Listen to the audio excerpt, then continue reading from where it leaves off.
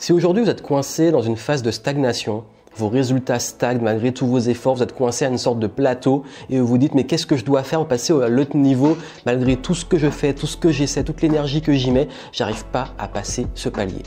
Voici les 4 choses que vous devez faire. Bienvenue ici Johan Yangting et aujourd'hui on va parler de comment gérer les phases de stagnation, les phases de plateau comme on les appelle. Vous savez, quand on arrive à un certain palier et puis pendant plusieurs semaines, plusieurs mois, voire plusieurs années, on se retrouve avec les mêmes résultats, avoir l'impression que ça soit nos revenus qui stagnent, que ça soit peut-être nos vues sur des contenus qu'on publie qui stagnent, que ça soit peut-être sur également un moment de sa vie, on a un domaine dans lequel on a envie d'apprendre, d'évoluer et ça n'avance pas, on se trouve à un plateau, même peut-être dans le sport ou autre. Comment faire? Déjà, il faut comprendre une chose, c'est que très souvent, et j'ai remarqué ça, ces phases de plateau, elles sont là pour une bonne raison. On pense souvent que l'apprentissage, c'est une ligne droite, une voie linéaire dans laquelle ça va toujours être des phases de progression et que tout va bien aller. Alors qu'en réalité, ça ressemble beaucoup plus à des escaliers et à chaque fois que vous avancez, vous vous rendez compte que vous passez un cap et puis ça reste un petit peu, ça stagne, et puis vous allez repasser un cap, et puis encore ça stagne. Parfois même, on a l'impression de régresser, et on repart. Mais comment justement ne pas rester complètement sur ce plateau? Parce qu'il arrive aussi qu'on reste là, ou qu'on a l'impression carrément de régresser. Il n'y a rien de pire que d'avoir l'impression de régresser. Vous savez, cette chaîne YouTube, d'ailleurs, abonnez-vous si ce n'est pas encore fait pour recevoir les petites vidéos et activer la cloche pour être notifié des vidéos chaque semaine. Ici, j'aime bien partager des conseils sur comment apprendre, comment évoluer et tout. Et dans l'évolution, quand on arrive à comprendre ces phases de palier et ces phases de stagnation et qu'on arrive à les gérer, on arrive à progresser de façon beaucoup plus fluide. Fluide, ça veut dire que vous n'allez pas vous retrouver avec une progression fulgurante tout le temps. Je ne suis pas là pour faire cette promesse. Par contre, la promesse que je peux vous faire, c'est que vous allez réussir à passer les différents caps et à gérer ces phases au lieu de douter, de culpabiliser. Vous allez vous dire, bon ok, je suis conscient de ce qui se passe, qu'est-ce que j'en fais? À l'époque où je faisais du karaté en compétition, je me rendais compte qu'il y a des phases où dès que je voulais apprendre de nouveaux mouvements, de nouveaux katas, ça n'arrivait pas à rentrer, je faisais tout ce que je voulais, je m'entraînais et j'arrivais pas à passer le mouvement, j'arrivais pas à maîtriser vraiment le kata parce que même si j'en connaissais plein d'autres, celui-là comme par hasard, celui dont j'avais besoin de passer les grades, j'arrivais pas, il y a toujours un mouvement qui me bloquait ou un passage qui me bloquait et je me disais mais ça sert à quoi? J'ai l'impression de régresser, de devenir de plus en plus mauvais. Et en prenant du recul, on se rend compte que c'est juste une perception. Parce que nos standards ont changé. Forcément, si vos standards changent, il y a des choses que vous pensiez avant qui étaient loin et qui aujourd'hui deviennent normales, voire décevantes. Je vais vous donner un exemple très simple sur les revenus et sur l'argent.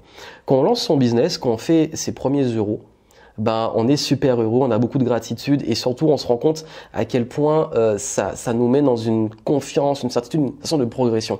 Au début, malgré la traversée du désert, les moments où on a les premiers résultats, dans mon cas en tout cas, ce sont mes meilleurs souvenirs du business. Et à l'époque où j'avais fait en une journée à peu près 2000 € sur le premier produit que j'avais lancé après 3 échecs, j'avais galéré pour en arriver là. J'ai raconté ça dans une Game Entrepreneur Story, j'ai expliqué comment j'ai foiré mes 2 premiers lancements de produits. Et là, c'était un petit peu le dernier en me disant, bon, ça fait trop longtemps que je stagne, j'ai enfin envie, je veux être libre, je veux pouvoir vivre de mon business, il faut que ça marche. Et là, je vois qu'en une journée, il y a les 2000 qui rentrent, ça continue, et je me dis, ah ouais, c'est possible. Et ce moment-là, il est incroyable. C'est un de mes meilleurs souvenirs. Enfin, c'est le souvenir où j'ai vu que c'était possible et mon business a vraiment commencé à ce moment-là. Mais aujourd'hui, si je fais un lancement et que je fais 2000, je vais être dégoûté, ce sera un échec entre guillemets, ce sera un gros fail, c'est que j'ai mal fait le truc ou que le produit n'est pas bon, bref, ce sera considéré comme un échec, comme un gros fail et on va se remettre en question pour faire mieux après et clairement parce que là ce serait limite catastrophique. Pourquoi? Parce que mes standards sont plus les mêmes. À l'époque, mon standard c'était atteindre au moins 2000 pour pouvoir en vivre. Une fois que je l'ai atteint, c'est possible et là, mon mindset, il a changé. Mais aujourd'hui, on n'est plus du tout sur les mêmes montants. On est plutôt sur les dizaines, voire centaines de milliers d'euros parfois. Donc là, on remet en question les choses. Et puis les lancements de produits, ben, c'est plus je lance un produit pour pouvoir en vivre ou atteindre juste un palier où j'étais. C'est on a des standards maintenant et ça évolue. Et puis on passe différents paliers. Donc ce qui fait que vos standards, c'est pas vous qui régressez, c'est que vos standards sont peut-être aussi en train de changer. Et ça, faut en être conscient. Faut remettre les choses en perspective et se dire, bon ok, j'ai peut-être l'impression que sur ça régresse, mais est-ce que sur autre chose, je suis pas en train de progresser? Ça fait partie du process, vous savez. Le process de transformation, il n'est pas toujours sur des résultats. il se fait aussi dans la persévérance et la capacité à tenir dans la traversée du désert. C'est d'ailleurs même souvent un rite initiatique. Je vais vous dire très honnêtement, je prends même mon exemple. J'ai l'impression de régresser par exemple sur le nombre de vues que je fais sur Internet. Ça veut dire qu'à une époque, je faisais beaucoup plus de vues sur YouTube, j'avais peut-être plus d'audience, plus de monde qui me suivait, on m'arrêtait dans la rue, on me reconnaissait. Aujourd'hui, ça arrive beaucoup moins et pourtant, mes revenus n'arrêtent pas d'augmenter.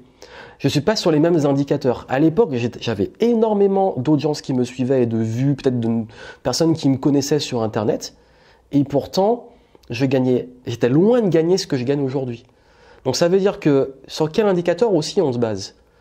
Et remettre les choses en perspective. Qu'est-ce qui est vraiment important et finalement sur quoi on a envie d'évoluer?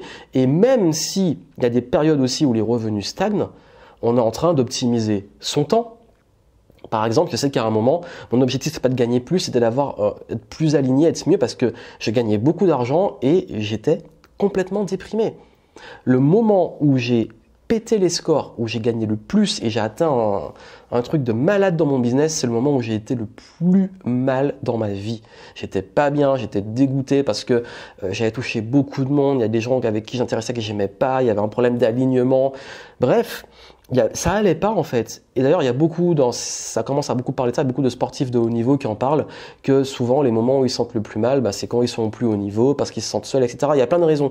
Mais ça vous montre que il faut être sûr des bons indicateurs. Parce qu'il y a le bien-être, il y a la santé, il y a, oui, peut-être les résultats, les revenus, il y a les relations. Donc, il faut plus se dire sur tel ou tel résultat, je suis nul. Il faut arriver à prendre de la perspective sur sa vie de façon globale et se dire, bon, ok, peut-être que là, je me sens stagné, mais au fond, je progresse vraiment sur d'autres choses, ou alors je suis en processus de transformation qui va me permettre justement de pouvoir passer au niveau suivant. Et parfois, ce processus de transformation, c'est comme la chenille, avant de devenir le papillon, c'est un moment où on a l'impression qu'il ne se passe rien.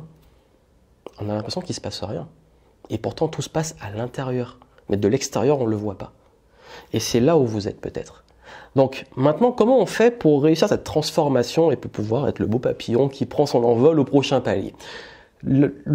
Première chose, c'est que faut comprendre que ce qui vous a amené là où vous êtes aujourd'hui n'est pas ce qui va vous amener au niveau suivant. Ça veut dire qu'on fait des choses, on atteint un résultat et maintenant, il faut faire d'autres choses pour arriver à notre résultat. Ça demande un nouveau vous et ça demande de nouvelles actions, de nouvelles habitudes. Surtout en business. Ça veut dire que ce qui permet de lancer un business, d'avoir des premiers clients et ce qui permet de pouvoir avoir un business qui est scalé et ce qui permet d'avoir un business qui a de l'impact à l'international, c'est pas du tout les mêmes choses. Mais il faut passer par ces différentes étapes. Ce qui demande de justement challenger, que ce soit vos croyances, vos certitudes, aussi vos habitudes, tout ce qui vous a amené où vous êtes aujourd'hui, si ça se trouve, va falloir le faire soit mieux, soit différent, ou faire de nouvelles choses pour arriver au niveau suivant. Comme disait Einstein, c'est de la folie de vouloir des résultats différents en faisant exactement la même chose. Si vous faites tout le temps la même chose, vous allez avoir les mêmes résultats. Donc, oui, si vous arrivez à un plateau, peut-être que vous avez encore les mêmes croyances sur l'argent, sur la santé, sur peut-être le business, etc. Vous avez les mêmes habitudes. Regardez au niveau de vos habitudes, de vos croyances, de tout ce qui se passe là, à votre niveau.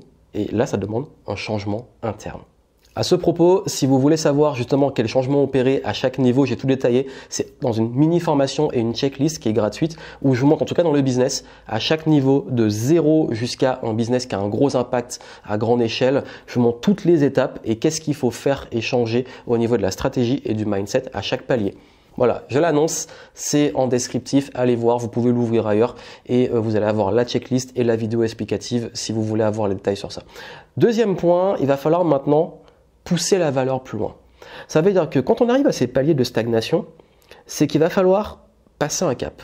Quand je dis passer un nouveau vous, moi j'ai une règle qui est très puissante, ça veut dire que quand j'arrive à ce niveau-là, je me demande comment je peux être meilleur que 98% des gens qui sont à ce niveau. Et là on passe au niveau suivant. Vous savez, c'est comme dans n'importe quelle discipline sportive. Vous avez le niveau joueur du dimanche. Vous avez le niveau peut-être amateur et différents niveaux amateurs. Ensuite, vous avez le niveau professionnel. Et le top du top, c'est le niveau international. Donc, forcément, le joueur du dimanche qui fait son foot avec ses potes sur le terrain ou dans le jardin versus le joueur international qui joue une finale de Coupe du Monde, vous savez que ce n'est pas le même niveau. Mais on n'arrive pas de là à là. Ça demande de passer par les différents paliers, de se former et passer les différents paliers. Mais ceux qui sont au top niveau, ils sont meilleurs que tous les autres. C'est le top du top, c'est la crème de la crème, comme on dit. Donc, vous, pour passer ces différents paliers, il va falloir sur un pilier, dans votre domaine, être dans l'excellence. Si vous voulez la différence entre excellence et perfectionnisme, j'ai fait une vidéo dessus, allez la voir, vous l'aurez en description. Mais ce qui est important, c'est que là, votre prochain palier va demander de cultiver l'excellence. Ça dépend de votre domaine, ça dépend de votre discipline. Là, je m'adresse à un concept global de plateau. Mais là, peut-être que vous allez devoir vraiment vous améliorer sur un point, un détail, mais sur ce point, ce détail, cette force, vous allez devoir être meilleur que 98% des gens, voire même 99%. Vous devez être dans le top 1%. Comment on arrive dans le top 1? À vous de travailler ça. C'est le concept de comment je peux faire mieux, comment je passe les différents niveaux. Parce que forcément, si vous restez au même niveau, vous faites les mêmes choses, au même niveau, qu'est-ce que vous pouvez améliorer aujourd'hui? Qu'est-ce que vous pouvez faire vraiment encore beaucoup mieux pour passer au prochain niveau? Mais là, ça demande aussi d'être beaucoup plus clair sur ce qui est pertinent. Et ce qui va être vraiment pertinent, passer au prochain palier. Troisième point, il faut peut-être désapprendre et déconstruire. On peut arriver à ce niveau-là et se retrouver peut-être avec des choses qui ne sont vraiment plus du tout viables. Ça veut dire que j'ai parlé qu'il faut un nouveau, mais parfois il faut aussi déconstruire et reconstruire. D'ailleurs, je vais vous faire une confession, c'est que dans le business, il y a un moment où je stagnais énormément parce qu'il y avait trop de complexité.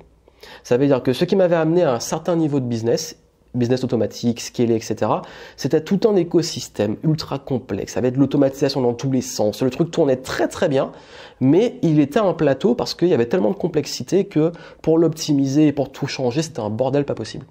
Qu'est-ce que j'ai fait? J'ai tout viré, j'ai tout déconstruit, j'ai tout reconstruit de zéro avec mes connaissances et avec ce que j'avais bâti avant. C'est comme les Lego. C'est pas, je supprime pas les pièces que j'ai construites.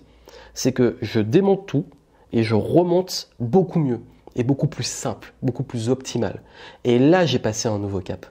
Donc parfois, pour passer un nouveau cap, il faut aussi déconstruire, désapprendre.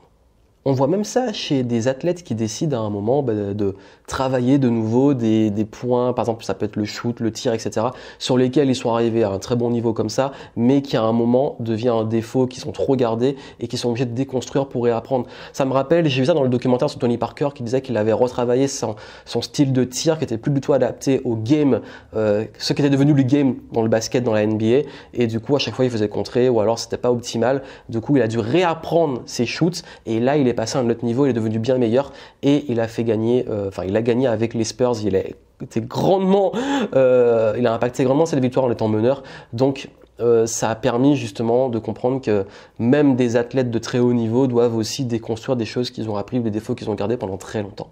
Et le quatrième point, c'est passer la zone de rupture. Ça veut dire qu'il y a toujours un moment où vous allez avoir une traversée du désert ou une régression juste avant le décollage. Ça veut dire que c'est le moment où il y aura le plus de résistance, il y aura le plus de doutes, il y aura le plus de questionnements. C'est là qu'il ne faut pas lâcher, c'est là qu'il faut persévérer, c'est là que le game se joue. Ça veut dire que beaucoup, s'ils arrivent à passer de l'autre niveau et qu'ils arrivent à level up et passer tous les niveaux, c'est parce qu'ils arrivent à passer ce cap. Et si vous voulez passer ce cap, ça va vous demander clairement de persévérer.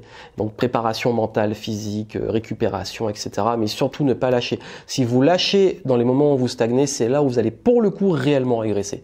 Donc ne lâchez pas, persévérez, soyez résilient, rebondissez et vous allez voir que ça va faire la différence. Mais surtout la dernière leçon que je voulais vous donner, c'est bonus. C'est pas une cinquième étape, c'est une supervision, c'est que souvent on n'a pas non plus du recul. Et c'est important d'avoir aussi un recul extérieur. Donc ça peut être soi-même de prendre du recul, mais aussi d'avoir une personne qui nous donne du recul pour nous dire bon ok, bon tu es là, mais finalement voici peut-être ce qui te bloque, parce que quand on est face au mur, on bute sur le mur. Voilà, c'est le mur en fait, votre escalier à monter là, la nouvelle marche, vous butez dessus, mais vous êtes trop près. Et si vous arrivez à reculer et voir qu'est-ce que vous devez faire pour escalader et surtout prendre de l'élan pour escalader, ça va vous aider. Ça peut être une personne externe, que ça peut être vous-même de prendre du recul, mais c'est extrêmement important. Si vous voulez avoir des éléments pour ça, en descriptif, je vous mets des ressources pour vous aider, ressources gratuites, programmes si vous voulez adapter à ça, pour vous aider à vous améliorer, à progresser, à apprendre à savoir quoi faire selon où vous en êtes. J'espère que ça va vous aider, mais en tout cas, retenez ce message très important pour moi, qui est que oui, nous passons tous par des phases de stagnation, de doute, parfois avoir l'impression de régresser. Ayez toujours du recul. Apprenez surtout à changer, à vous transformer, à continuer d'évoluer, devenir toujours un meilleur vous. Et puis surtout à, comme je dis, level up, passer les niveaux. Ça demande parfois de déconstruire, reconstruire, prendre du recul et puis surtout cultiver l'excellence. Donc je vous souhaite plein de succès. Dites-moi vous comment vous allez passer le prochain cap en commentaire. Abonnez-vous si ce n'est pas encore fait, hein. Activez la petite cloche pour recevoir les vidéos chaque semaine. Et moi je vous souhaite plein de succès. À très bientôt.